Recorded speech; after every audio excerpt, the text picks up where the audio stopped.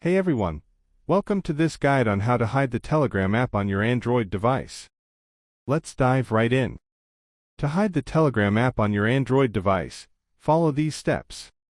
Open the Settings app on your device. Scroll down to find the Privacy option and tap on it. You will see the Privacy and App Encryption option. Tap on it. Set your desired password. After setting your password, a new screen will appear. On this screen, you will see the App Hiding option. Tap on it. You will see a list of apps installed on your device. Scroll down to find the Telegram app. You can also use the search bar to locate the Telegram app.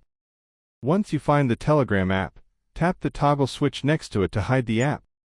A confirmation message will appear. Simply tap on Confirm. And that's it. Your Telegram app is now hidden from your device. Thanks for watching. If you have any questions about hiding the Telegram app on your Android device, leave a comment below.